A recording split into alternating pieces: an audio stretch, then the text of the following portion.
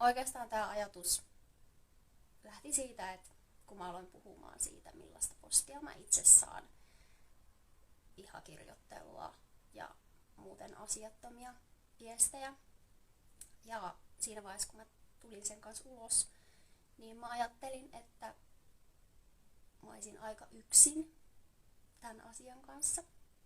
Mut sen jälkeen mulle on tullut melko tasaisesti jatkuvasti viestejä, jossa käy ilmi, että tätä tapahtuu myös muualla muille ihmisille, jopa alaikäisille lapsille. Aikuiset ihmiset kiusaa alaikäisiä lapsia. Ihminen, joka kiusaa, on tosi usein tuttu aikuinen, eli harvoin se on joku ihan täysin tuntematon. Ja tosissaan tällä viikolla ne kerätyt kokemukset on myös pitkälti noudattelee tätä samaa linjaa. Ja tässä livessä meidän olisikin tarkoitus tutustua entistä paremmin kaikkiin häirinnän eri muotoihin, jotta jokaisella olisi ensinnäkin mahdollisuus tunnistaa se tilanne silloin, jos itse tai joku toinen kohtaa häirintää, koska me ei aina tunnisteta sitä. Ja jos me aina vaan puhutaan siitä kiusaamisesta silleen, että no Matti sanoi Liisaa huonoksi pelaajaksi ja Liisalle tuli paha mieli, niin se on hyvin selkeä ja kaikki varmaan niin kuin silloin tietää, että ei ollut kivasti tehty. Pienet lapsetkin jo tietää sen verran. Mutta sitten sitä tapahtuu niin monissa eri muodoissa, että jos me aina vaan nostetaan tämä yksi esimerkiksi, joka on se kaikista tyypillisin, niin meiltä jää tosi paljon huomaamatta. Monet jutut on niin arkisia, että me on totuttu niihin. Et mä itekään en aina edes tajua, että itse asiassa toi olikin syrjintää. Vaikka mä oon käsitellyt tätä asiaa tässä viime vuosien aikana tosi paljon ja niin kuin melkein päivittäin jollakin tavalla on ollut tämän asian kanssa tekemisissä, niin silti tulee sellaisia tilanteita, joissa vaan ei vaan hoksaa. Ja se on ihan inhimillistä. Mutta siksi meidän pitää puhua enemmän, että kaikilla olisi enemmän tietoa, taitoa, osaamista tunnistaa se sieltä.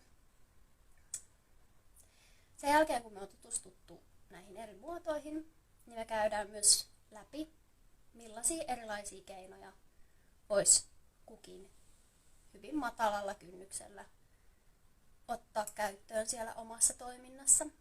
Ja toivottavasti löytyisi keinoja monille eri sektoreille, eli niin pelaajille, vanhemmille, kuin myös sit seurojen vastuuhenkilöille ja niin poispäin edelleen. Koska tosi oleellista olisi, että tätä toimintaa, väärinkäytöksiä saataisiin vähennettyä selkeästi. Mä toivon, että tässä paketissa, minkä mä oon koonnut, ja mä oon koonnut tätä tosi pitkään, olisi mahdollisimman paljon kaikille ennestään tuttua asiaa, koska tää on tosi laaja. Mutta mä kuitenkin uskon, että tästä voi moni oppia uutta, jos jaksaa kokonaan tämän käydä läpi, koska mä itsekin oon oppinut tosi paljon uutta tässä matkan varrella. Mikäli sä koet, että tässä alkaa tulee ihan hirveästi uutta asiaa, semmoisia juttuja, mihin sulle ei ole tietotaitoa, niin mä suosittelen, että katsot pienissä osissa, koska tosi herkästi tulee sellainen, että eikö mitään saa enää sanoa fiilis, jos pohjatiedot ei ole halus ja sitten siihen lähdetään vinoamaan useita kerroksia päällekkäin. Ja sitten taas sellainen fiilis ei palvele tässä asiassa ketään.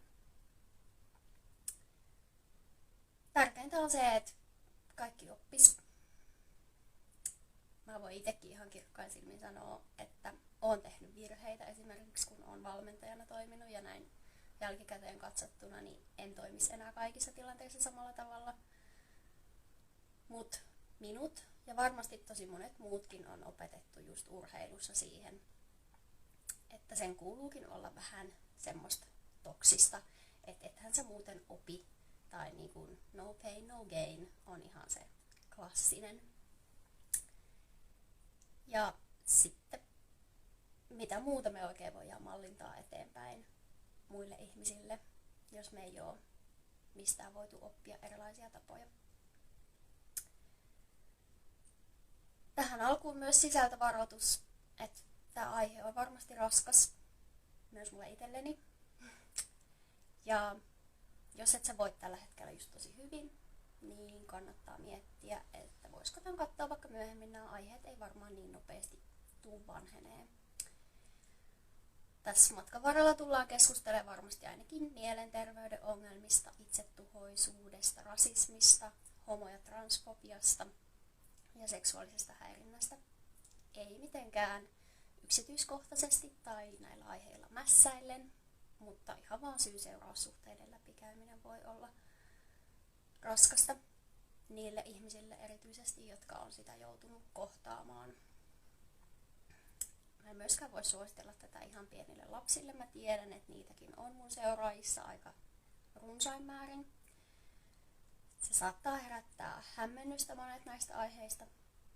Ja siksi kannattaa ainakin ottaa joku aikuinen siihen keskustelemaan, jos haluat silti kuitenkin katsoa tämän. Sitten mennään itse aiheeseen. Kun mä oon aikaisemmin puhunut tästä asiasta, niin usein mä saan kohtaan hyvin järkyttyneitä ihmisiä. Ja sehän on itsessään hyvin normaali reaktio. Mutta ne vastaukset on aina sellaista, että ei meidän seurassa. Ja meillä on kiusaamisen nollatoleranssi. Ja reaktio on tosi usein joko puolustautuva tai hyökkäävä. Ja koko asia pyritään kieltämään. Ja se on tosi haitallista tälle kokonaistilanteelle. No, jos jollekin on epäselvää, mitä kiusaamisen nollatoleranssi on, niin toleranssi tarkoittaa sosiaalista suvaitsevaisuutta. Ja etuoikeutettu valtaa pitävä ihminen voi päättää tai olla päättämättä olevansa suvaitsevainen. Nollatoleranssi on siis sitä, että kiusaamista ei pitäisi suvaita ollenkaan missään muodossa. Mutta sitten usein kuitenkin särähtää korvaan sellaiset lauseet, että meillä ei voi olla kiusaamista, koska meillä on kiusaamisen nollatoleranssi. Eli kyse on usein enemmänkin kiusaamisen olemassaolon kieltämisestä kuin siihen tehokkaasti puuttumisesta. Ja siihen niin kuin just liittyy tämmöinen kieltämisen ajatus, että ihan kun ne kaikki kiusaajat olisi silleen, että hei, että noilla ei hyväksytä kiusaamista, että ei mennäkään sinne, joka on niin kuin tosi naivi ajatus. Kaikki ei varmasti tarkoita sitä niin, mutta niin kuitenkin tapahtuu. Se on tosi ikävää, koska ne ongelmathan ei katoa sillä, että tarpeeksi usein kun sanoo ja julistaa, että me ei hyväksytä, se vaatii aina toimia. Että jos asiat toimis tällä tavalla, niin varmaan kaikenlainen syrjintä koko länsimaisesta yhteiskunnasta olisi jo poistunut, koska kyllähän sen verran usein tämä julistus on tehty. Mutta ei mikään ikävä asia lakkaa olemasta sillä, että jättää reagoimatta tai uskottelee itselle, ettei sitä ole. Tätä ajatusta meidän pitää siis aktiivisesti lähteä muuttaa. Me eletään sellaisessa syrjivässä yhteiskunnassa, jossa tiettyjä ihmisryhmiä syrjitään ja se on niin syvällä meidän rakenteissa ja kulttuurissa, että on niin kuin ihan utopistista väittää, etteikö se epätasa-arvo ylettyisi ihan kaikkialle, missä ihmisiä toimii. Se on vaan valitettava tosiasia ja niin kuin on tehty ihan tutkimuksia, että tasa-arvon saavuttamiseen voi mennä noin 300 vuotta vielä. No, sitten miten se kiusaaminen voi ilmetä? Ekana tulee pitkä lista disclaimereita. Tai ainakin jonkinlaisia disclaimereita. Kiusaajahan voi olla ihan kuka tahansa. Myös se hyvä tyyppi. Koska ei kiusaaja välttämättä ole kaikille ihmisille samanlainen, kun se on jollekin toiselle Ei kukaan meistä ole kaikkien ihmisten kanssa samanlainen. Jos sä mietit, että miten sä käyttäydyt vaikka sun mummon luona kylässä tai sun parhaan kaverin kanssa, niin ei kukaan varmaan käyttäydy kaikissa tilanteissa ihan samalla tavalla. Kiusatun ja kiusaajan roolit ei myöskään ole ennalta määritetty joillekin ihmisryhmille. Esimerkiksi valmentaja voi yhtä lailla olla kiusaaja kuin myös kiusattu jonkun toisen ihmisen toimesta. Erityisesti noissa mulle tulee kysymyksissä korostui tosi usein se, että valmentaja on se, joka häiriköi muita tai toimii ikävällä tavalla. Niin mun mielestä on myös oleellista muistaa, että nämä roolit ei ole mitenkään ennalta määrättyjä. On myös hyvä ymmärtää, että kiusaaminen ei ole aina mustavalkoista, eli suoraan määriteltävissä hyväksi tai pahaksi toiminnaksi. Kiusaaminen voi olla myös ihan täysin tahatonta, ja useimmiten se onkin ihan täysin tahatonta, koska aika harva meistä kuitenkaan on niitä, jotka haluaisi toisille ihmisille pahaa, mutta sitten tulee niitä vahinkoja. Esimerkiksi ulosjättäminen tai toistuva vähättely voi olla jatkuessaan todella vahingollista ihan kelle tahansa. Kiusaamisen ei siis tarvitse olla tahallista, että siitä voi koitua toiselle ihmiselle ongelmia. Ihmiset voi myös kokea samat tilanteet eri tavoin, koska jokainen katsoo asioita aina omasta perspektiivistään ja peilaa tilannetta omaan historiaansa. Erityisesti yhteiskunnallisesti syrjityssä asemassa oleviin ihmisryhmiin kuuluvat henkilöt kokee jatkuvasti esimerkiksi vähemmistöstressiä, joka siis tarkoittaa alituista syrjityksi tulemisen pelkoa sen oman yhteiskunnallisen aseman vuoksi. Ja samanlainen jatkuva stressitila voi syntyä myös vaikka aiemman syrjimiskokemuksen perusteella. Toisin kuin usein luullaan, niin kiusaamisen ei myöskään tarvitse täyttää rikosilmoituksen kriteerejä. Näitä lievempiä väärintekoja sanotaan eettisiksi rikkeiksi. Nekin on väärin, mutta niistä esimerkiksi poliisi ei voi rankaista. Useissa tapauksissa molemmissa osapuolissa saattaa olla vikaa ja kaikilla on syytä pohtia omaa toimintaansa kriittisesti. Sitten esimerkiksi rajojen asettaminen ei ole kenenkään kiusaamista. Urheiluharrastuksessa vastuuaikuisen velvollisuus on asettaa rajat ja pelisäännöt toiminnalle, eikä niiden noudattamisesta kiinni pitäminen ole kenenkään kiusaamista. Muutamia kertoja, kun mulle on näitä monia tarinoita tullut, niin on myös ollut sellaisia tilanteita, joissa ehkä on vähän ylitulkittu joitakin tilanteita, joten muistetaan kaikki aina suhtautua kriittisesti siihen omaan toimintaan, koska se on aina mihin kukin voi vaikuttaa. Myös esimerkiksi valmennussuhteeseen kuuluu palautteen antaminen, myös kriittisen palautteen antaminen, eikä kukaan tässä nyt vaadi, että valmentaja ei saisi enää pitää minkäänlaisia ikäviä harjoituksia. Kaiken pitäisi olla aina vaan kivaa ja aina pitäisi vaan pelkästään kannustaa. Mulle tuli varsinkin viime viikolla tosi paljon sen kaltaisia viestejä, jossa oltiin ymmärretty tai haluttu ymmärtää niin, että tarkoitin, että valmentaja ei saisi enää ylläpitää minkäänlaista kuria tai antaa rakentavaa palautetta pelaajalle. Siitähän ei ole missään kohtaa kyse. Myöskään omien rajojen vetäminen ei ole kenenkään kiusaamista. Esimerkiksi itseensä kohdistuvasta kiusaamisesta kertova ihminen ei ole kenenkään kiusaaja. Tämä on todella yleinen reagointitapa näihin tilanteisiin.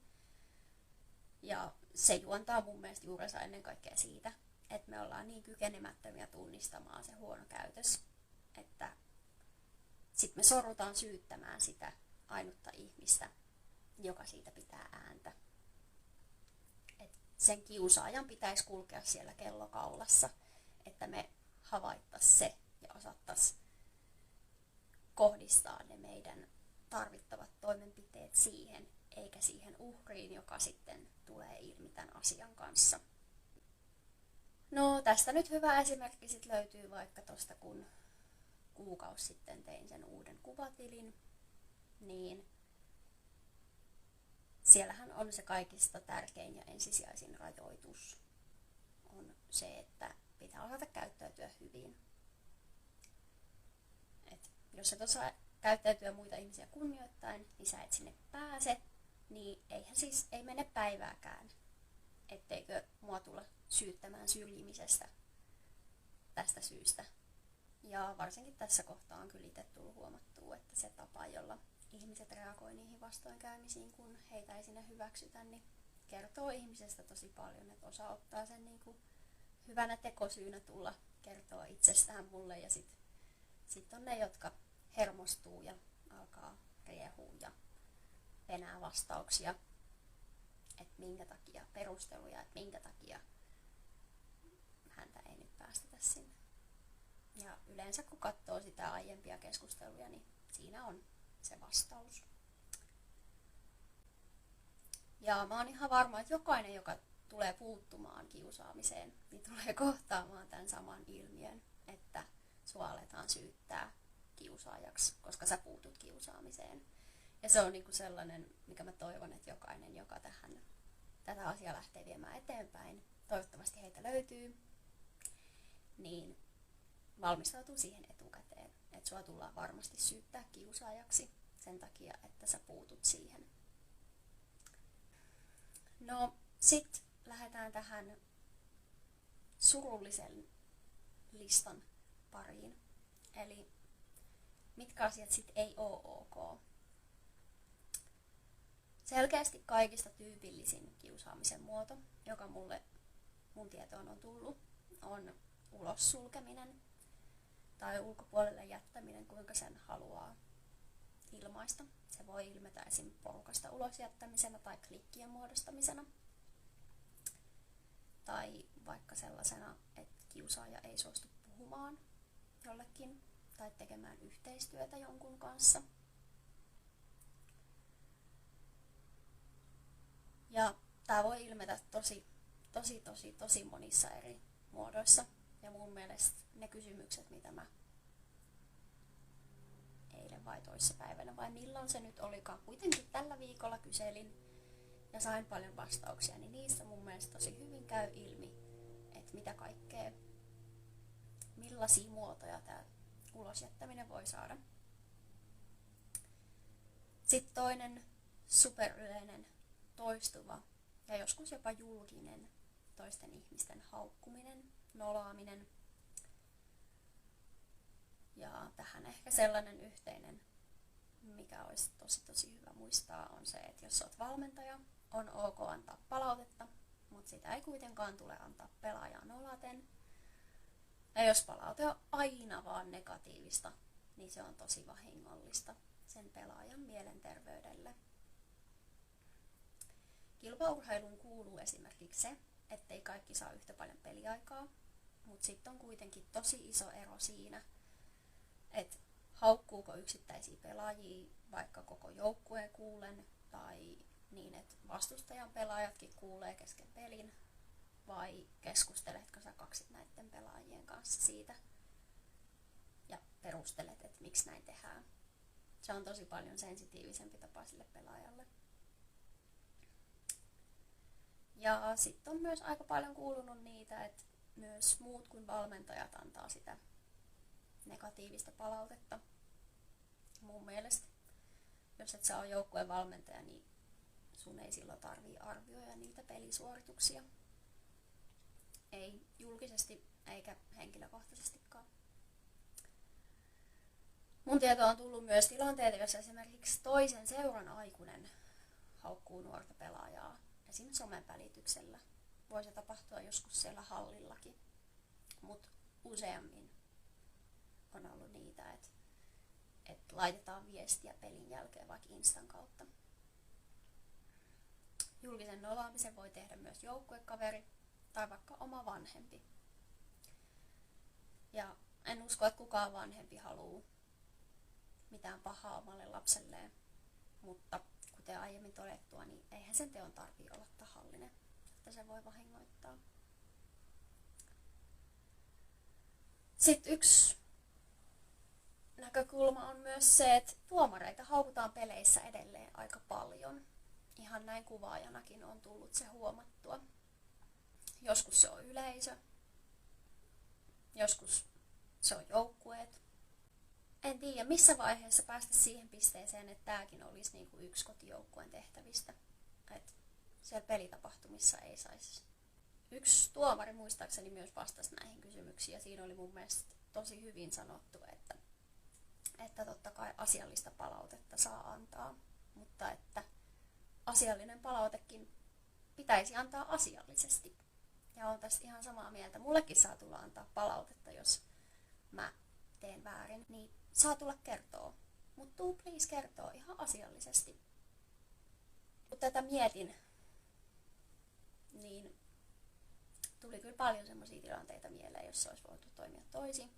Ja sitten esimerkiksi joillakin paikkakunnilla niin se yleinen käytös on kyllä kaikkia kentällä olijoita kohtaan niin räikeetä, että me on ihan tehty semmoista linjanvetoa, että joihinkin paikkakunnille me ei ihan niin innokkaasti olla menossa, vaikka se olisi mahdollistakin.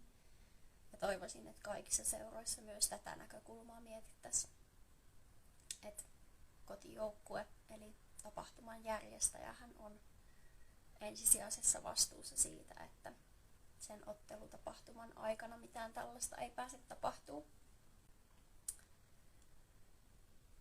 No sitten seuraava alaotsikko on rasismi. Hyvin suoraviivasta rasistista toimintaa on erilainen nimittely tai vaikka toive siitä, että tummaihoinen pelaaja menisi sinne, mistä tulikin, tai ajatus siitä, ettei musta tai ruskea pelaaja voisi olla yhtä hyvä kuin valkoinen. Vaikka tämä on niin yleisesti tiedossa, että näin ei pitäisi olla, niin ihan liian usein mä oon kuullut näitä juttuja silti, että se on just näin suoraa, se rasismi. Mutta sitten se rasismi voi olla myös epäsuoraa. Esimerkiksi edellä lueteltuja asioita, ulosjättämistä, taiteen vähättelyä tai haukkumista, jotka kumpuaa ennakkoluuloista. Epäsuora syrjintä on tosi vaikea osoittaa todeksi, joten siihen on myös hirveän hankalaa puuttua. Mutta kyllä jokainen, joka vähemmistöön kuuluu, niin tietää tuntee, kun kaikista yrityksistä huolimatta se joku ei vaan täsmää. Ja sut halutaan jättää ulkopuolelle, valitettavasti. Mutta sitten se rasismi voi olla myös mikroaggressioita. Eli sellaisia tekoja, joita sä et ole edes tarkoittanut mitenkään negatiivisesti, vaan sä voit esimerkiksi BIPOC-ihmiseltä kysyä, että mistä se on kotoisin, tai kehua, miten hyvin se osaa puhua suomea. Ja nämä molemmat on sellaisia, mitä BIPOC-ihmiset kuulee tosi paljon. Ja siinä on aina sellainen rasistinen alavire. Et sä kysyisi tommoista kysymystä keltään valkoiselta. Ja tähän liittyykin nyt tosi tärkeä kohta, tähän kiusaamiseen liittyen. Koska meidän yhteiskunta on rakentunut tosi rasististen arvojen päälle. Eli vaikka just sä et haluaisi olla rasisti tai ajattelisi syrjiväs ei-valkoisia ihmisiä, niin sä oot rasisti. Jos sä et tee todella paljon työtä sen eteen, että sä pääset niistä rasistista ajatuksista eroon. Ja niin kuin jopa pop-ihmiset itse voi olla rasistisia. Ja nämä ajatukset on vaan iskostettu meidän kaikkien tajuntaan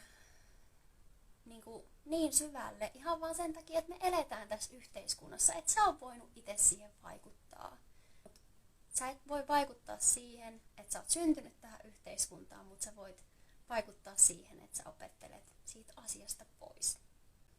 Ja siihen opetteluun kaikista paras keino on se, että otat selvää asioista. Google on tässä hyvä apu. Monet järjestöt, niillä on tosi laajat tietopankit. Ja sit vaan alat tutkailemaan niitä omia ajatuksia ja yrität saada itsesi kiinni aina niistä ennakkoluuloista. Se on mun mielestä kaikista paras tie. No sit seuraava aihe on homo- ja transfobia. Homottelu ja epäluottamus avoimesti seksuaalisuudestaan puhuvia ihmisiä kohtaan on varmasti ne kaikista yleisimmät homofobian muodot. Useasti esiin on tullut myös pelko siitä, että muun muassa samasta sukupuolesta kiinnostuneet ihmiset katselis muita pukuhuoneessa tai pyrkis aina jonkinlaiseen seksuaaliseen kanssakäymiseen muiden ihmisten kanssa. Transfobian kohdalla useimmiten myös kuulee sitä, että joku olisi trans vaan siksi, että haluaa päästä katselemaan vastakkaista sukupuolta pukukoppiin. Ja että naisten urheilu tuhoutuu, kun kohta kaikki miehet haluaa korjata sukupuolensa naiseksi. Nämä ei pidä paikkaansa. Näitä molempia yhdistää vahvasti se, että monen mielestä nämä piirteet tekee ihmisestä jotenkin vaarallisen. Ja se uskomus, että sateenkaareva ihmisen voisi tunnistaa kilometrien päästä ulkonäön perusteella ihan yhtä vakaalla pohjalla kuin se, että mä voisin vaikka tietää just sun lempivärin sun ulkonäön perusteella. Voihan se olla, että mä chägällä osun oikeeseen, mutta ei se nyt oikeasti pidä paikkaansa. Samalla tavalla kuin rasismikin myös seksuaali- ja sukupuolivähemmistöihin kohdistuu sekä suoraa ja myös epäsuoraa syrjintää. Myös mikroaggressiot kuormittaa näihin vähemmistöihin kuuluvien ihmisten arkea. Ja sateenkaarivähemmistöjen kohdalla se mikroaggressio voi olla esimerkiksi sitä, että oletetaan kaikkien olevan cis-heteroita, eli siis ihmisiä, jotka on syntymässä määritelty heidän kokemustaan vastaavan sukupuoleen ja he ovat kiinnostuneita romanttisessa mielessä vain vastakkaisesta sukupuolesta. Tai sitten vaikkapa se, että koko joukkuetta kutsutaan yhteisesti tytöiksi ja se voi olla, että nyt taistellaan tytöt tai tytöt tulkaa tänne. Ja tosiaan, jos jollekin on epäselvää, miksi se on syrjivää, niin sillähän alleviivataan koko aika sitä, että vähemmistöön kuuluva pelaaja ei kuulu siihen joukkoon. Tällaiset ilmaisut on tosi ulos sulkevia. Järkyttävimmillään ennakkoluulot saattaa ajaa ihmisiä savustamaan vähemmistöön kuuluvia ihmisiä ulos koko toiminnasta. Tämä pätee niin homo- ja transfobiaan kuin myös rasismiin. Toisiksi viimeinen kohta tällä pitkällä listalla. Koskemattomuuden rikkominen on myös yksi, joka tosi usein nousee noissa erilaisissa kertomuksissa esiin. Ja se voi alkaa usein tosi kevyesti, vaikkapa pepun läpsimisenä tai leikin varjolla erilaisten seksuaalisten tekojen tekemisestä. Ja se voi olla sitten vaikka ihan kokonaan toinen ihminen, joka jatkaa sitten siitä pidemmälle. Ja tämä on niinku tosi tärkeä meidän ymmärtää. Koska siitä pahimmillaan aikuinen voi pyytää lähettää itsestä niinku vaikka vähäpukeisia kuvia, katsoa kun joku runkkaa tai jopa raiskata alaikäisen lapsen peliaikaa tai muita joukkojen sisäisiä etuja vastaan esimerkiksi.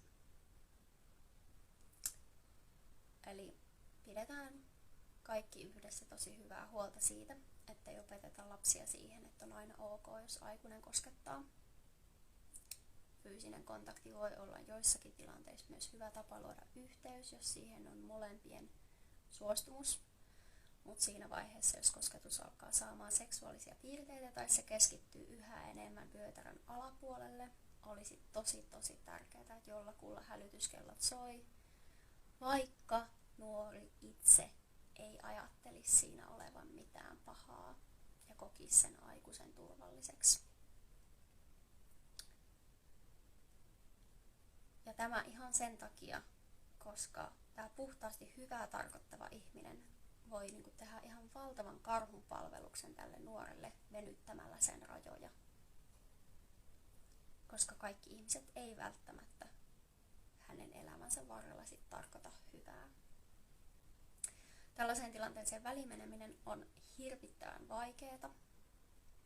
Ja mä haluan vielä korostaa, että mä aidosti uskon, että suurin osa ihmisistä ei tarkoita mitään pahaa. Tai pyri siihen, että asiat etenisi jotain tiettyä pistettä kohti.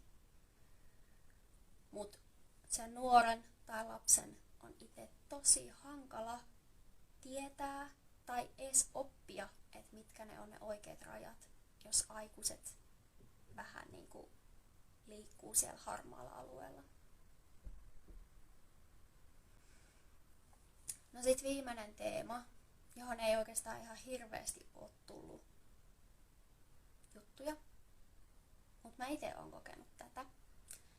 Ja mä luulen, että tämä on ehkä yksi niistä, joita kaikista huonoiten tunnistetaan, on ableismi, eli vammaisuuteen liittyvä vihamielisyys. Urheilumaailma on tosi ableistinen. Ja meillähän esimerkiksi paraurheilu on eritelty kokonaan omaksi osakseen. Ymmärrän kyllä miksi, mutta mä näen siinä myös joitakin ongelmallisuuksia ja sitten se ilmiö, joka on kaikkialla yhteiskunnassa, niin kertaantuu vielä urheilun piirissä ihan eri tavalla.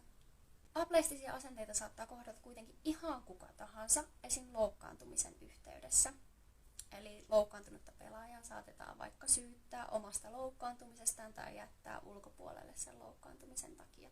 Myös erilaiset pitkäaikaissairaudet, jotka ei hoidettuna välttämättä vaikuta pelaamiseen millään lailla, saattaa aiheuttaa ennakkoluuloja ja sitä, että pelaajaa käsitellään eri tavalla kuin muita. Ja nämä voi olla fyysisiä sairauksia, esimerkiksi diabetes tai mielenterveyden ongelmia, niin kuin vaikka masennus on aika yleistä nykyään. Mutta sitten pelaaja saatetaan alkaa suhtautua ihan eri tavalla, kun sillä onkin yhtäkkiä joku diagnoosi. Joskus kyse voi olla ihan tahattomasta huolenpitoon liittyvästä käytöksestä, mutta silti, niin kuin edellä mainittu, eriarvoistava käytös on aina väärin, ja siksi tällainenkin toiminta on hyvä havainnoida omassa käytöksessään. Yhtä lailla taas, jos pelaaja itse tai tämän vanhempi on tuonut esille, että nyt tämä meidän Matti ei pysty osallistumaan tähän harjoitukseen syystä X, niin sekin, että se vastuuhenkilö jättää sen kokonaan huomioimatta tasapuolisuuteen tai johonkin muuhun tämmöiseen yleisesti hyväksyttävään asiaan vedoten, niin myös silloin kyseessä on ableistinen käytös. Esimerkiksi itse mä oon ihan tietoisesti vältellyt tosi pitkään kertomasta mun sairaudesta julkisesti tai ees yksittäisille ihmisille, koska siihen suhtaudutaan niin tosi kirjavasti. Tosi harvoin kuitenkaan silleen, että vaan hyväksyttäisiin se asia ja sitten tavallaan se olisi vain yksi asia muiden joukossa. Niin sitten on niinku helpompaa esittää olevansa täysin terve, kun olla olemassa omana itsenään. Koska siinä tulee paljon niitä tilanteita, että mun ajatukset ja tunteet sivuutetaan täysin vedoten siihen, että mä oon sairas. Kaikki ei sitä varmasti tarkoita pahalla, mutta kyllä se on ainakin mun kohdalla yksi sellainen, mitä mä joudun kohtaa tosi paljon. Kaikkien niiden ihmisten kanssa, jotka tietää niin kuin tämän mun sairaushistorian. Koska tää lista on niin surullinen, niin mä halusin nostaa myös jotain hyvää. Ja kaikista väkivallan ja syrjinnän muodosta vähiten kertomuksessa toistuu fyysinen väkivalta. Eli esimerkiksi rankaiseminen lyömällä tai joku muu tällainen. Me ei varmasti olla tästäkään ihan täysin vapaita, mutta tosi kiva, että tänne saatiin myös tämmöinen positiivinen kohta. Että yksi asia on, joka selkeästi on, niin kuin voidaan puhua, että ne on aivan yksittäistapauksia, mitä sit mun tiedossa ainakaan on. Ja yhtä lailla kuin fyysinen väkivalta, niin ei se henkinenkään väkivalta ole kannattava tai hyväksyttävä keino parempien urheilusuoritusten tavoittelussa. Mutta ehkä jos niinku yleisellä tasolla siitä miettii koko kuvioa, niin useimmissahan noissa tosi pahaksi menneissä tilanteissa sama ihminen kokee niinku monia noita muotoja. Eli se ei ole vaan yksi, vaan sit kun se häirintä tapahtuu niin monella tasolla, niin sen vaikutus on myös tosi paljon suurempi. Ikävimmissä mulle kantautuneissa tapauksissa jopa alakouluikäisellä on saattanut puhjeta vaikea masennus tai jokin muu mielialahäiriö. Ja sit mitä vanhemmaksi mennään, niin sen isommiksi ne ongelmat muuttuu. Ja sitten vielä se, että kun nämä aiheet on meidän yhteiskunnassa tabuja ja niistä puhuminen edes omille vanhemmille on vaikeaa, niin näistä ei puhuta tarpeeksi. Ei siellä joukkueen sisällä viedä niitä eteenpäin mihinkään whatsoever. Ne on vähän eri systeemit joka paikalla. Jokaisessa seurassa sit kaikissa vähän omat systeemit. Nyt tuolla näkyy tommonen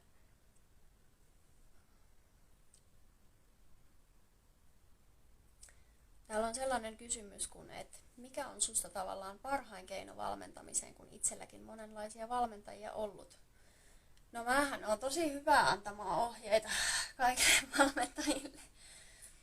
No ehkä niitä keinoja tulee tässä jälkimmäisellä puoliskolla vielä selkeästi lisää. Et nythän me on niinku käyty vaan läpi näitä erilaisia muotoja, mitä on just tullut esiin tässä näiden parin vuoden aikana. Mutta kyllähän niinku ihannetilanne, jos nyt ajatellaan, että mä olisin valmentaja jossakin seurassa, niin mä aloittaisin ihan ensimmäisenä siitä, että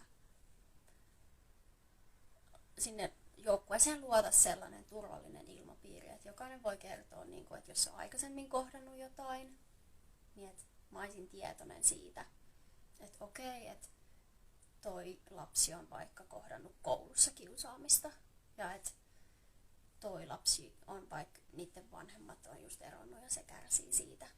Ihan tällaisista asioista, niin sit tavallaan ei tekisi itse niin paljon virheitä siinä niiden muiden ihmisten kanssa toimiessaan, koska ymmärtäisi paremmin, että mikä saattaa olla jollekin toiselle vahingollista. Se on ehkä sellainen,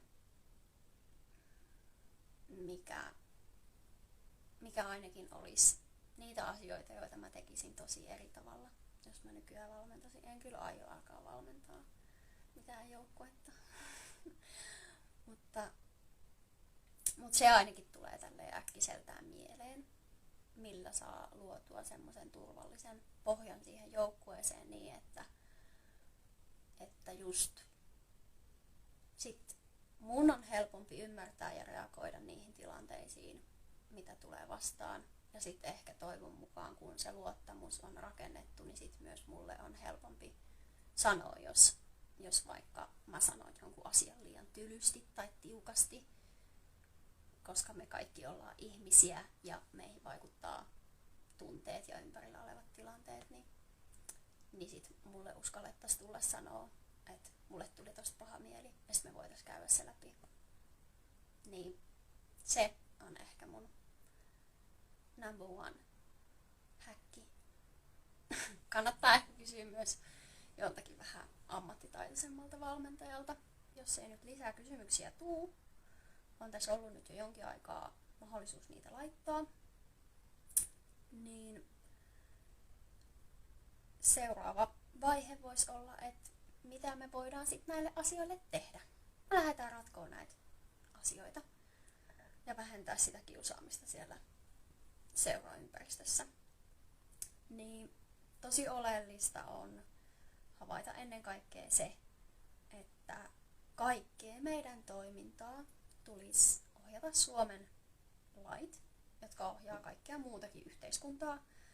Näitä keskeisimpiä on esimerkiksi yhdenvertaisuus- ja tasa-arvolaki ja lasten oikeudet, myös rikoslaki joissakin tapauksissa, mutta onneksi kuitenkin valtaosa on vaan näitä eettisiä rikkomuksia, eikä suoranaisesti poliisille kuuluvia asioita.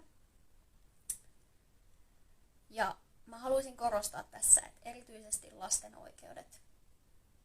Suurin osa meidän harrastajista on lapsia. Ja lapset on erityissuojelussa, koska lasta ei voi vastuuttaa pitämään itse huolta hänen omista oikeuksistaan. Se on kaikkien niiden ympärillä olevia aikuisten vastuulla. Juuri usein niiden aikuisten, jotka omilla toimillaan myös aiheuttaa vahinkoa sille lapselle. Ehkä pohjustukseksi tähän myös se, että kiusaaminen on aina aktiivista toimintaa, joten siihen puuttuminen edellyttää myös aktiivisia tekoja. Aktiivisiin tekoihin voidaan vastata vain aktiivisilla teoilla. Todella usein tasa-arvokysymyksissä on kyse tahdosta ja rohkeudesta ottaa se asia esille, mutta joissain tilanteissa se myös vaatii rahaa tai sosiaalista pääomaa. Ja usein näitä keskusteluja seurapäättäjien kanssa käydessä on tullut fiilis, että joko ei oikein tiedetä, mitä asialle voisi tehdä, tai sitten se ei vaan kiinnosta ja yritetään tavallaan vähän lakasta se asia maton alle ja pois päiväjärjestyksestä. Siltä varalta, että kyse on ensin mainitusta, niin mä oon yrittänyt kasata tässä keväästä alkaen niin erinäisiä mahdollisesti toimivia keinoja, joita kukin pystyisi sitten viemään siellä omassa ympäristössä eteenpäin. Ensimmäinen toive, ohje. Näitä voi nyt kutsua millä tahansa. Ei nämä mitään käskyjä ole, kun ei mulla ole semmoista valtaa, että mä voisin kenenkään toimintaa ohjailla. Voin toivoa vain. Tää on ihan kaikille. Ja ole se tyyppi, joka välillä pysähtyy ja katsoo ympärille, ettei kukaan jää yksin. Ja varsinkin siellä arjen keskellä on tosi hankala välillä havaita sitä, että jos joku on aina vaan yksin. Koska se arki rutinoituu ja kun niitä treenipäiviä saattaa olla niin kuin 3-5 kertaa viikossa, niin sitä on hankala havaita. Tosi monessa tarinassa, minkä mä oon kuullut, mikä on niin kuin sydäntä särkevää, että miten pienellä se tilanne olisi voinut korjaantua, niin että joku olisi joskus kysynyt, että mitä kuuluu. Tai tullut vaan juttelee jonkun tyypin kanssa, joka aina on yksin. Niin ihan sellaisilla asioilla me oltaisiin niin kuin voitu parantaa tosi monen jaksamista siinä arjessa. Ja et niinku ymmärräkään, mitenkä iso merkitys sillä sun teolla voi olla, kun sä vaan otat ja meet. Otat niinku vaikka seuraavissa treeneissä niinku asiaksesi, että meet jonkun tyypin kaa tekee vaikka alkulämpöä, jonka kanssa sä et yleensä niin paljon ookaan. No, jos sä oot pelaajan vanhempi, niin sullahan on oikeus vaatia asioihin muutosta, että näille asioille aletaan jotain tekemään. Haluan tässä yhteydessä myös muistuttaa, että tee se vaatiminen aina muita ihmisiä kunnioittaen ja hyvin perustellen, koska ei ole kenenkään edun mukaista, että kukaan menee räyhäämään tai liian tunteella, jos lähtee hoitaa asioita, niin siitä ei monestikaan seuraa hyvää. Ja jos on mahdollista lähteä viemään eteenpäin näitä asioita varauksettomasti nyt esimerkiksi tämän liven jälkeen, niin se on aina helpompi tilanne kuin se, että sun lasta vaikka syrjittäisi siellä joukkueessa. Vanhempi pystyy vaikuttamaan harrastukseen jonkin verran, koska hän on usein toiminnan pääasiallinen rahoittaja. Ja sitten mä toivoisin, että jokainen vanhempi pystyisi tukemaan lastaan 100%. On se tilanne siellä joukkueessa ihan mikä tahansa, vaikka lapsi haluaisi lopettaa ja vanhempi toivoisi tämän jatkuvan. No, kaikki varmaan tietää miksi, mutta tällaisia tarinoita on liian monta, että vanhempi tarkoittaa varmasti hyvää sillä, että se haluaa sen pelaajan lapsen jatkavan sitä harrastusta. Mutta kiusatuksi tuleminen itsessään on hirveän iso taakka sille nuorelle. Niin sit se, että se vanhempi painostaa suuntaan tai toiseen, niin ei auta sitä asiaa. Vaikka se tarkoitus olisi ihan 110% hyvä ja sen lapsen parasta ajatteleva. Älä myöskään toimi lapsen selän takana. Paras tapa auttaa on kysyä nuorelta itseltään, mitä tämä toivoisi tässä tilanteessa tekevän. Paitsi sitten, jos se lapsi on oikeasti tosi pieni. Ja sit mä oon aika monen vastaavan tilanteen nähnyt. Ja mun ihan oman mutukäytännön tuntuma-arvion mukaan noin 80% kohdalla se tilanne helpottaa seuraa vaihtamalla. Eli jos se tilanne on oikeasti tosi epätoivoinen ja sä et asiallisesti perustellen saa siihen muutosta, niin kannattaa vakavasti harkita, jos vaan on mahdollista. Ne, missä on pitkät etäisyydet, niin ei se välttämättä ole mahdollista. Mutta jos on mahdollista, niin harkita sitä, että vaihtaa sitä seuraa. Koska tosi monen kohdalla siitä on löytynyt apua. Ja sitten se harrastus on voinut jatkua ihan uudella innolla ja tarmolla siellä uudessa seurassa.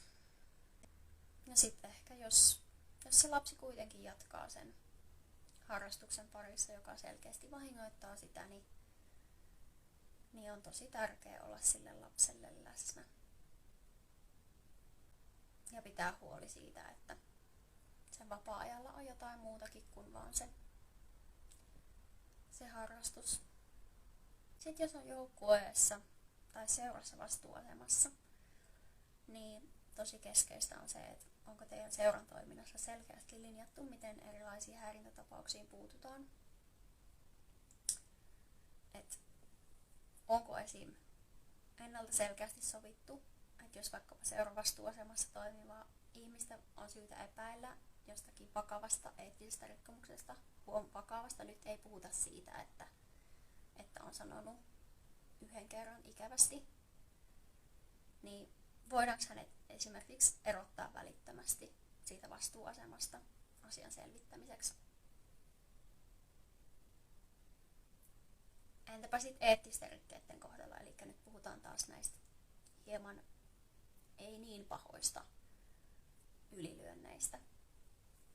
Onko niiden kohdalla sovittu selkeästi, että kuinka kiusaamistapauksessa edetään? Seuroilla on nimittäin vastuu, että niillä on suunnitelma tällaisiin tilanteisiin. Ja sitten kysymys on, että onko kaikilla siinä toiminnassa mukana olevilla tiedossa, mitkä nämä säännöt on. Ettei ne tuu sitten kellekään yllätyksenä, että tämmöinen olikin kiellettyä. Mä korostan, että erityisesti eettisiin rikkeisiin on tosi vaikea puuttua, mikäli niistä ei ole tosi selkeästi linjattu ja etukäteen päätetty. Nämä kaikki pitäisi olla jokaisessa seurassa olemassa, mutta jos ne on päässyt vanhenee, ettei ne ole enää ihan 2020-luvulla, niin niitä kannattaa päivittää ja tsekata, että siellä on selkeästi eritelty nämä asiat. Ja esimerkiksi tässä käytyjä eri kiusaamisen muotoja voi käyttää pohjana siihen, että saa hahmoteltua sinne, että siellä toimintasuunnitelmassa tai on se mikä tahansa hallituksen muistio, seuran säännöt, mikä se kelläkin on, niin että siellä olisi mahdollisimman konkreettisia asioita, eikä vaan ympäripyöreitä. Meillä on kiusaamisen nollatoleranssi tyyppistä juttua, koska sitä on tosi helppo sit tosi paikan tullen katsoa läpi sormien ja se riippuu vähän, että kuka sitä asiaa on hoitamassa, että miten se etenee. Kaikista tärkeintä on se, että ensin määrittelette, että mikä on kiusaamista.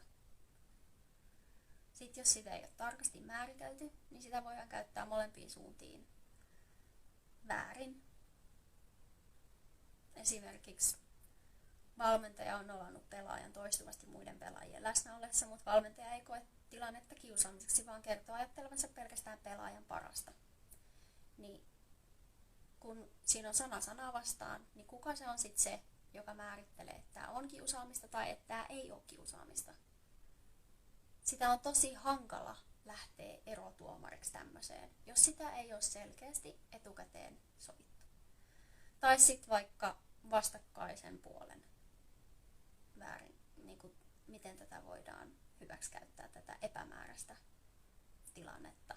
On se, että vaikka nuorten kilpatason valmentaja, eli puhutaan C, SM, B, SM, oikeasti niin kuin liitoalaisesta toiminnasta, ei mistään lasten harrastetoiminnasta, on tehnyt päätöksen, että 3 vähiten harjoituksessa käyttö pelaaja ei saa peliaikaa tulevassa ottelussa. Hän on perustellut asian ja keskustellut siitä hyvässä hengessä pelaajan kanssa 2 kesken, mutta yhden pelaajan vanhempi alkaa syyttämään valmentajaa syrjimisestä. Niin, jos sitä ei ole määritelty sinne selkeästi, niin tämäkin voi olla sellainen tapaus, missä tulee pahaa verta ja epäselvyyksiä. Joten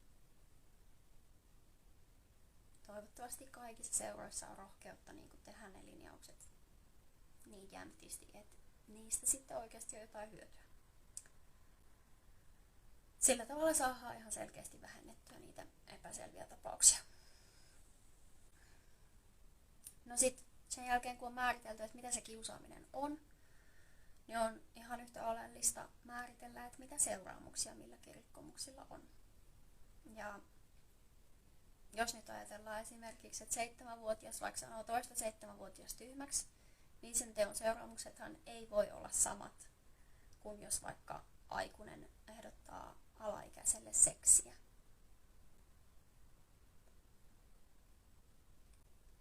Niin myös tässä kannattaa huomioida se konkretia, että se ei ole vaan mutuilua, koska se ei sit sen todellisen tilanteen kohdalla se ei auta. No sit yksi oleellinen, mikä myös tosi monissa tämmöisissä aihepiirin, esimerkiksi Olympiakomitean sisällöissä toistuu, niin on se, että jokaisella mukana toiminnassa olevalla lapsella ja nuorella pitäisi olla tiedossa heti harrastuksen aloittaessaan, kehen hän voi olla yhteydessä, jos jotain ongelmia ilmenee. Ja alaikäisten kohdalla myös vanhemman kuuluu tietää, kehen ollaan yhteydessä. Joku tätä katsoo ja huomaa, että ei tiedä, niin kysy. Sä saatat sillä verrattain pienellä teolla saada aikaan ketjureaktion, joka sitten parantaa jatkossa kaikkien sen seuran toimijoiden ja pelaajien asemaa. Konkreettinen keino tämmöisen yleisen yhteiskunnallisen syrjinnän vähentämiseksi siellä urheilutoiminnassa on se, että puhuttaisiin avoimesti, millä tavoin kiusaaminen voi ilmetä. Erityisesti mun näkökulmasta on tullut kymmeniä, ellei satoja kertoja selväksi, että useimmiten kiusaamistapaukset jää hämärän peittoon, koska niitä ei tunnisteta edes itse riittävän hyvin. On myös hirveän tyypillistä, että kiusattu vähättelee kokemustaan ja yrittää tsempata liian pitkään. Ja aina kun mä nostan jonkun mua kohdanneen epäkohdan esille, niin sit tuleekin tosi monta viestiä, jotka on sillä lailla, että ei ollut aikaisemmin vaan tajunnut, että sehän oli väärin. Vaikka nyt kun sä sanoit sen, niin totta kai se on väärin. Eli että tämmöisiä tilanteita pystyttäisiin vähentämään sillä, että asioista puhuttaisiin enemmän. Ja erityisesti aikuisten pitää ottaa vastuu siitä, että asioista uskalletaan puhua niiden oikeilla nimillä, niin että myös lapsilla ja nuorilla on mahdollisuus oppia. Tähän viestintään on tosi tärkeää käyttää eri tapoja. Joukkueiden sisällä täytyy olla sitä keskustelua kuin myös vanhempien välillä. Seurassa voidaan pitää jotain yhteisiä tapahtumia. Ja myös somekanavia kannattaa hyödyntää tiedonlevitykseen. Tällä tavoin saavuttaa kaikista parhaiten mahdollisimman ison joukon niitä ihmisiä. Puratteko te yhteiskunnallisesti kiusaamista aiheuttaviin aiheisiin liittyviä stigmoja? Onko teillä esim. Antirasistista viestintää? Tuetteko avoimesti sateenkaarivähemmistöjä? Mahdollistatteko eri tuloluokkien harrastamisen? Entä varmistatteko sukupuolten välisen tasa-arvon kaikilla urheiluosa-alueilla? Mä itse toivoisin, että tämä työ näkyisi myös seurojen somekanavissa. Ja mä uskon, että niissä seuroissa, joissa on jo aiemminkin tehty tätä hyvää työtä näiden asioiden eteen, niin ne saisi tehtyä siitä oikeasti kilpailuvaltin itselleen.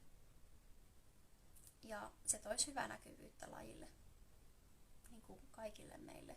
Myös niille pienemmille seuroille, joilla ei varmasti ole resursseja tehdä mitään isompia kampanjoita heidän someen tai muuta vastaavaa. Ja sitten näitä rakenteita purkaessa on tosi tärkeää muistaa se, että aina ensin tulee työnteko ja vasta sitten voidaan julistautua kiusaamisen nollatoleranssi ylläpitäjäksi, turvalliseksi paikaksi sateenkaarivähemmistöille tai antirasistiseksi yhteisöksi. Sä et voi aloittaa siitä, että sä ilmoitat, että no more. Vaikka se houkuttelee, mutta se ei toimi niin. Ja sitten se julistautuminen ilman todellisia tekoja ja valmiita prosesseja niiden asioiden hoitamiseen, niin sekin on itsessään jo vallankäyttöä näitä muutenkin syrjittyjä ihmisiä kohtaan. Ja sen voi vaikka aloittaa niin, että tekee vaikka päivityksen, jossa kerrotte, että olette huomannut, että me voidaan vielä parantaa näissä asioissa ja että haluatte tulla kaikille entistä turvallisemmaksi seuraksi harrastaa. Mutta ei kannata liikaa laittaa semmoisia kliseisiä lupauksia, koska varsinkin siinä alkuvaiheessa niin niistä ei välttämättä pysty pitämään sit ihan niin hyvin kiinni. Sitten jonkin ajan kuluttua voi vaikka päivittää, että miten se prosessi on edennyt ja osoittaa sillä tavalla, että ei ollut mitään juhlapuheita nää, vaan me oikeasti alettiin näihin hommiin ja me on oikeasti tehty niitä hommia. Ja sitten kun sitä työtä on oikeasti tehty, niin kyllä sit voi liputtaa prideilla ja osallistua kaikkiin kivoihin erikoispäiviin.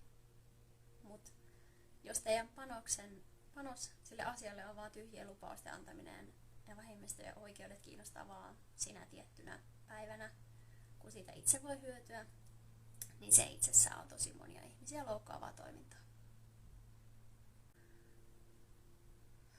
Mä oon melko varma, että jokaisessa seurassa valtaosa ihmisistä haluaa puolustaa ihmisoikeuksia ja toteuttaa niitä omassa toiminnassaan, jos asiasta kysytään tälleen tyhjiössä. Mutta näitä asioita ei pureta koskaan niin kuin käytännön tasolla missään arvotyhjiössä, juhlapuheilla tai julistuksilla.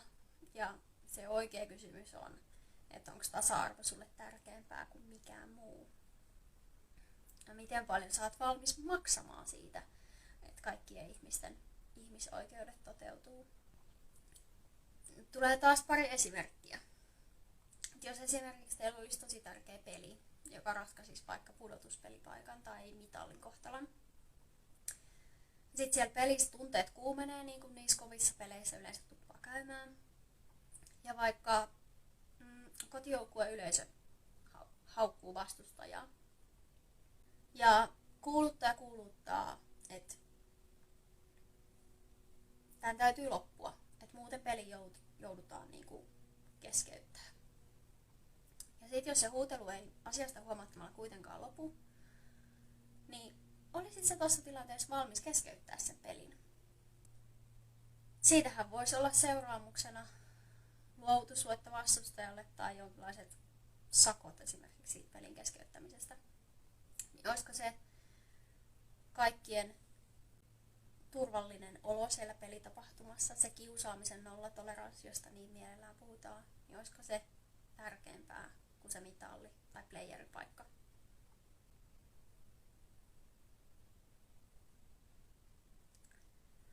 Tai entä sitten, jos vaikka kuulet, että sun hyvä kaveri on haukkunut yhtä joukkueen pelaajaa, niin uskaltaisitko sä puuttua siihen tilanteeseen ja ylläpitää tätä nollatoleranssia siitäkin huolimatta, että se sun pitkäaikainen ystävä voisi loukkaantua sun väliintulosta tai sä voisit menettää sen luottamuksen. Nämä on sitten enempi niitä tilanteita, jossa oikeasti kysytään sitä, että ootko sä ihan kaikkien ihmisoikeuksien puolella. No sitten ehkä viimeinen vinkki seuroille on se, että että ne prosessit kun saataisiin siellä seuroissa oikeasti kuntoon. Että jokaisesta joukkueesta valittaisiin sellaiset henkilöt hoitamaan näitä häirintätapauksia, joilla oikeasti on aito kiinnostus kuunnella ihmisiä, viedä niitä asioita eteenpäin. Henkilövalinnoilla on tosi iso rooli siinä, uskaltaako kukaan kertoa niistä ongelmista eteenpäin. Koska sitten taas, jos kukaan ei uskalla puhua, niin ei niitä asioita myöskään saa selvitettyä, vaikka teillä olisi miten hyvä ja huolella tehty se suunnitelma. Sitten mä myös huomauttaisin, että tämä henkilö, joka näitä asioita selvittää, ei voi myöskään olla mikään kiinteä osa sitä joukkueen ydinryhmää, koska hänen täytyy olla puolueeton voidakseen hoitaa tehtävänsä hyvin. Musta tuntuu kyllä, mulla alkaa loppua ääni. Mut katsotaan, jos tää loppu menisi. Ja sit useinkaan se, että jos joku seura nyt kokee, että meille ei oo tullut mitään asioita tietoon, niin se ei välttämättä kerro siitä, etteikö mitään ongelmia olisi, vaan siitä, että niistä ei vaan uskalleta kertoa. Koska jotenkin niin kun katsoo niin tätä yhteiskuntaa tänä päivänä, niin on tosi hankala uskoa, että oikeasti olisi joku täysin kaikenlaisesta kiusaamisesta ja häirinnästä vapaa-alue. On tosi hankala uskoa, että sellaista oikeasti olisi. Ja sitten yksi pointti on se, että huolehtikaa niiden valmentajien ja muiden kaikkien pelaajien kanssa toimivien ihmisten kouluttautumisesta. Siitä kun mä itse olen viimeksi ollut liiton valmentajakoulutuksessa, niin on 10 vuotta kulunut. Mutta mä uskon, että siellä nykyään on omat osionsa eettisyydestä ja mitkä lait muun muassa lasten kohdalla vaikuttaa siihen valmentajan työhön. Toivon ainakin. Ja sitten esimerkiksi Olympiakomitean vastuullinen valmentajaverkkokurssi on hyvä tuki tähän. Ymmärtääkseni se on nykyään myös ilmainen. Mutta toivoisin, että kun kyseessä on näin tärkeät asiat, niin mikään tämmöinen yksittäinen kurssi ei olisi se ainut väylä, josta nämä tiedot tulee kaikkien tietoon. Ja nimenomaan ei riitä, että vaan valmentajat saa koulutusta, vaan myös joukkuejohtajilla ja muilla vastuussa olevilla ihmisillä pitäisi olla tiedossa nämä jutut. Sitten myös monet eri järjestöt, jotka toimii käytännössä varainkeruumenetelmin, tulee jopa ihan ilmaiseksi pitämään luentoja ja kouluttamaan teidän seuran toimijoita, jos kaipaatte lisää tietoa vaikka sateenkaarinuorten kanssa toimimiseen ja heidän huomioimiseen siinä käytännön arjessa, niin pyytäkää rohkeasti tämmöisiltä tahoilta apua. Nämä on myös loistavia vaikuttamisen paikkoja somen puolella, jossa voitte osoittaa olevanne kiinnostuneita näistä asioista ja kirittää myös muita seuroja ottamaan teistä mallia. Sitten ehkä viimeinen menee Rinnettäliitolle. Heiltä tuli, tai mun tietoon tuli tänään, että häirinnän vastaisia ohjeistuksia on päivitetty. Vihdoin. Itsehän mä oon näitä asioita vienyt eteenpäin jo pitkän aikaa. Me on pidetty palaveriakin tässä useampaan otteeseen näistä asioista. Ja sit Suekilta tuli huomautus viime keväänä ja se nyt ehkä sit sai asioihin vauhtia. Mua henkilökohtaisesti harmittaa, että se palautteen pitää aina tulla Rinnettäliittoa korkeammalta taholta ennen kuin siihen asiaan suhtaudutaan niin kuin selkeästi vakavasti. Vaikka niin kuin tää päivitys nyt tehtiin, niin kyllä mä ootan edelleen Rinnettäliitolta enemmän tähän asiaan. Et kun tässä asiassa oikeasti tarvitaan tosi paljon puhetta, ihan hirveän paljon puhetta. Niin kuin oikeastaan niin paljon kuin vaan jaksetaan puhua, niin pitäisi puhua. Ja niin kuin ennaltaehkäisevää työtä kuin myös sitten sitä tavallaan kriisin keskiössä olevaa työtä. Ja sitä vaaditaan ihan meiltä kaikilta ja erityisesti Rinnettäliitolta. Eikä vaan silloin, kun on joku kriisi tai jotain ikävää tulee ilmi, vaan myös ihan omasta aloitteesta silleen, että nyt voisi olla tällä viikolla hyvä päivä puhua tästä asiasta. No mä en ehtinyt ihan super hyvin perehtyä tähän uuteen ohjeistukseen, koska se tuli puolilta päivin mun tietoon tänään. Mutta nopean läpikäynnin jälkeen mä pidän tosi hyvänä asiana sitä, mikä oli se häirintäyhdystoiminnan käynnistäminen. Olikohan se sellaisella nimellä? Joka tapauksessa. Mä toivon, että ihan jokaisessa seurassa tämä toiminta laitetaan käyntiin. Se vaikutti selkeästi konkreettiselta ja ei pelkästään tähtiseuroja sitovalta asialta. Mutta sitten kyllä sieltä myös osui silmään aika monta semmoista epäkohtaa. Ja jotenkin semmoinen päällimmäinen tunne itselle, mikä jäi, niin oli se, että ajattelua pyritään siirtämään niin kuin toisaalle johonkin vähän kivempiin juttuihin.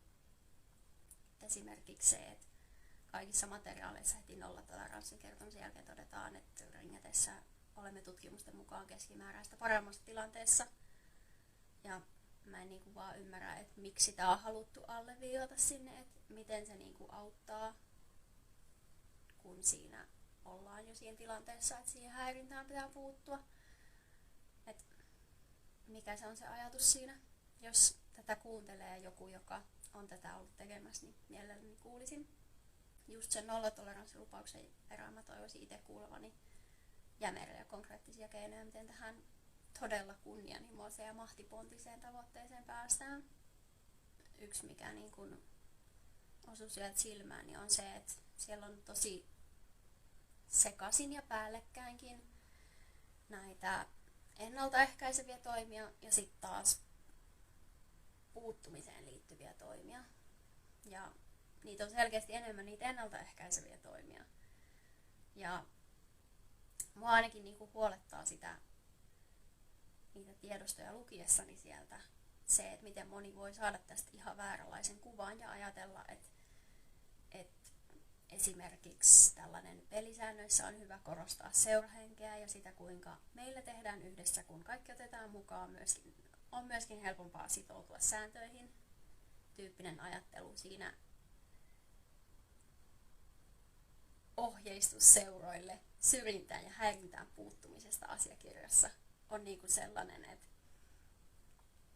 että kun jo nyt on vallalla käsitys siitä, että tällaiset tsemppilauseet vois niinku muuttaa tätä ongelmavyyhtiä, niin sit jotenkin tuetaan vielä tätä viestiä. Olisi tosi tärkeää niinku erotella selkeästi ennaltaehkäisy ja puuttuminen erilleen, koska näissä eri tilanteissa tarvitaan erilaisia toimia. Mä oon ehdottomasti samaa mieltä, että tollaiset asiat niin kuin on ennaltaehkäiseviä toimia, mutta ne ei pitäisi olla silloin siellä tiedostossa, jossa on ohjeistus seuroille syrjintään ja häirintään puuttumisesta, koska se ei ole mikään puuttumiskeino. No, yksi iso puute on se, mitä mä en löytänyt mistään, mikä on tässäkin tullut esille, niin lasten oikeudet jää aivan pimentoon. Niissä ei ole mitään mainintaa siellä. Tai ainakaan mä en sitä löytänyt. Ja sit mä ehkä toivoisin myös siihen puuttumiseen rohkeampia suuntaviivoja. Esimerkiksi muista lajeista, jos otetaan tähän esimerkkiä, niin yksi tapa on häiritsevä henkilön poistaminen sieltä tilasta. Minkälaisia konkreettisia apukeinoja siihen voisi saada? Entä ottelun keskeyttäminen, mikäli se varoitus ei auta? Ne on ainakin sellaisia konkreettisia toimia, joilla niinku pystyttäisiin tätä asiaa viemään eteenpäin. Ja jotka olisi niinku oikeasti merkittäviä tapoja osoittaa sitä, että täällä oikeasti on nollatoleranssi. Mun ymmärryksen mukaan tällä hetkellä, jos esimerkiksi seura päättää keskeyttää jonkun ottelun toistuvan häirinnän takia, niin se on ihan kurinpitoryhmän oman harkinnan varassa, että mitä seuraamuksia siitä on. Mutta sitten se, että annettaisiin niinku tavallaan tuki jonkun säännöksen myötä aina suoraan sille häiritylle, niin olisi niin kuin iso steppi sitä kohti, että tällainen ei olisi enää lainkaan hyväksyttävää ja että se olisi ihan validi toimenpide.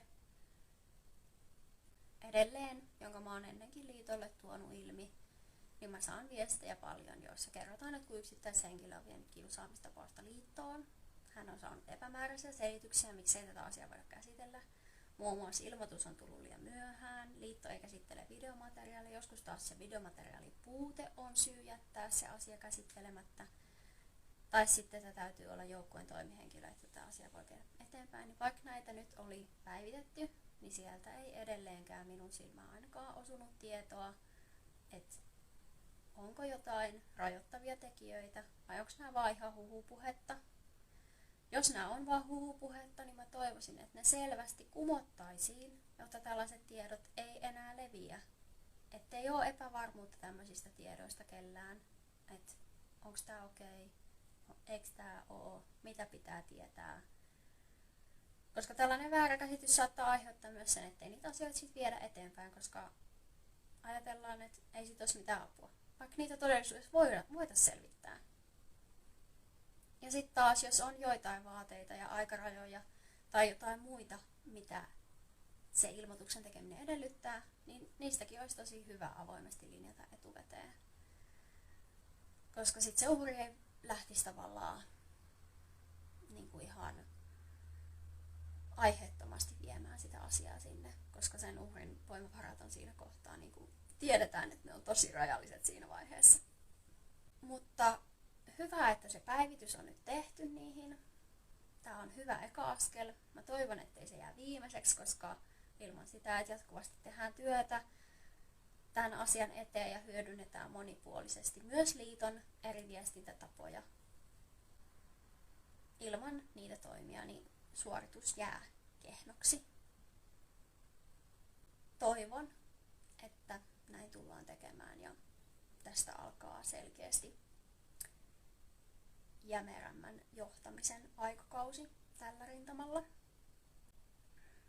Ja edelleen mun suositus olisi myös selkeästi eriyttää yhteen tiedostoon ne ennaltaehkäisevät toimet ja sitten toiseen puuttumiseen liittyvät toimet. Ja tällä tavoin ne viestit pysyisivät tosi selkeästi erillään, eikä ihan tahattomille väärinymmärryksille ja sitä myötä laiminlyönneille jäisi niin paljon varaa. Nyt kun ne on vähän sikin sokin limittäin ja päällekkäin siellä, niin siitä voi syntyä väärinkäsityksiä ja sitten tämä tilanne ei parane millään tavalla, jos niitä ennaltaehkäiseviä toimia aletaan käyttää puuttumisen keinoina. Tämähän ei vaatisi mitään muuta kuin sen, että joku sieltä liiton viestinnästä järjestää niiden asiakirjojen sisällön uudelleen sinne materiaalipankkiin. Sitten päästään lopputiivistykseen.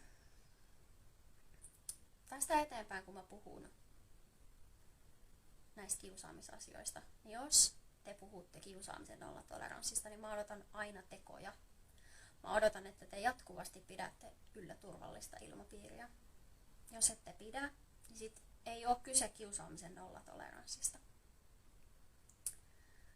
Muistetaan, että häirintä on aina aktiivista toimintaa ja siksi vastatakseen on myös itse tehtävä aktiivisia toimia.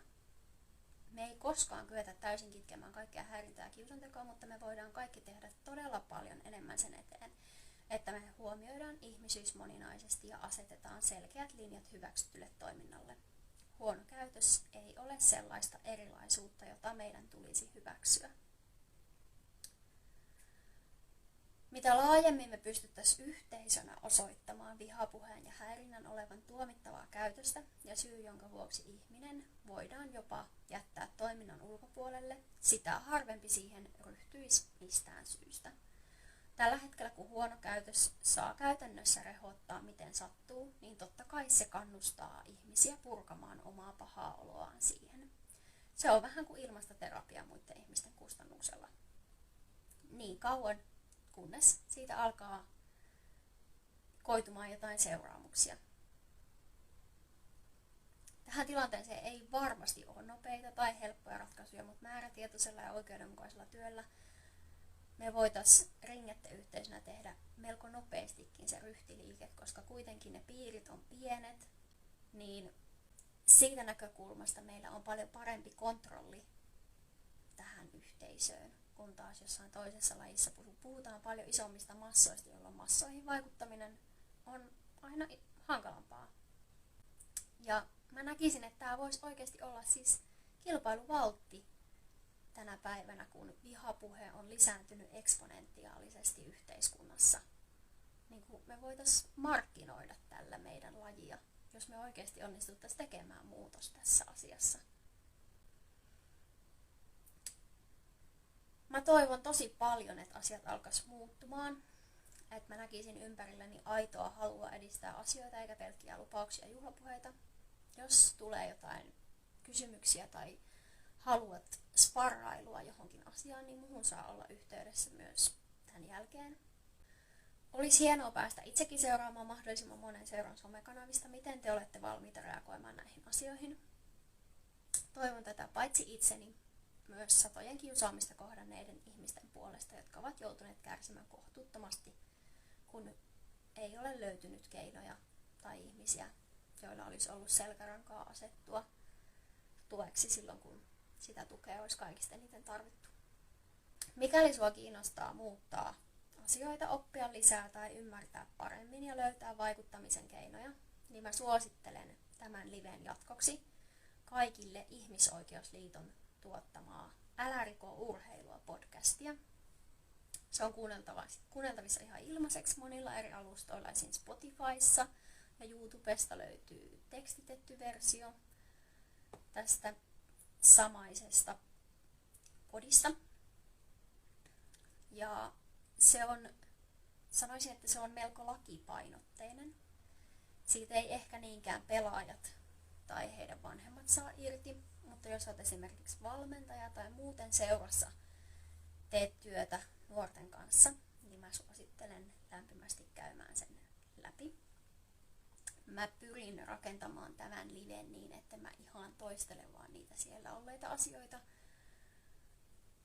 Ja monia tämmöisiä lakiteknisiä asioita mä oon myös jättänyt tästä pois ihan siitä syystä, että mulla ei ole niistä ihan niin hyvää tietotaitoa, että mä osaisin niitä kunnolla avata.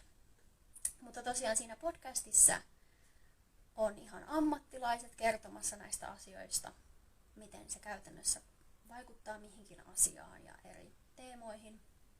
Se on tehty viime talven ja tämän kevään aikana osana Älä riko urheilua -kampanjaa, joten sen sisältö on luotettavaa ja ajantasaista. Mutta mä toivon, että vaikka tää nyt oli tämmönen luettelonomainen tää live ja niin kuin varmasti puuduttavaa kuunneltavaa. Mä en ole edes mitenkään erityisen lahjakas tämmönen kameran edessä esiintyjä. Niin mä toivoisin, että tätä kautta löytyisi niitä uusia tapoja vaikuttaa asioihin. Että vähintään se tietoisuus lisääntyisi niin, että ihmiset osais hakea sitä apua, jos ne kohtaa epäreilua käytöstä. Niin tässä kohtaa kiitän kaikkia, erityisesti niitä, jotka on näiden reilun parin vuoden aikana laittanut mulle viestiä ja kertonut niistä omista kokemuksistaan, koska kun mä aloin puhua tästä, niin mäkin ajattelin, että mä oon yksin tai että musta on joku vika. Niin kuin tosi moni on myös mulle sanonut, että on ajatellut, että se vika on hänessä itsessään. Niin kaikista suurin vaikutus, se, että mä oon lähtenyt edes viemään tätä asiaa eteenpäin, niin on just siinä, että niitä viestejä on tullut niin paljon ja ihmiset on uskaltanut kertoa niistä omista kokemuksistaan. Ja sit sitä kautta mulle itselle on kehittynyt laajempi kokonaiskuva tästä tilanteesta. Kysymyksiä saa lähettää myös jälkikäteen, jos katsot tätä nyt jälkikäteen YouTubesta, niin saa kysyä ja laittaa viestiä. Yritän vastata parhaani mukaan. En ole oikeastaan mikään muu asiantuntija kuitenkaan kuin kokemusasiantuntija. Itse olen kokenut paljon häirintää ja kiusaamista ja sitten taas tosi paljon on tullut mun tietoon myös muiden näitä vastaavia kokemuksia. Kiitos kaikille, jotka seuras. Nähdään jäähalleilla. Kausi alkaa pian. Heippa!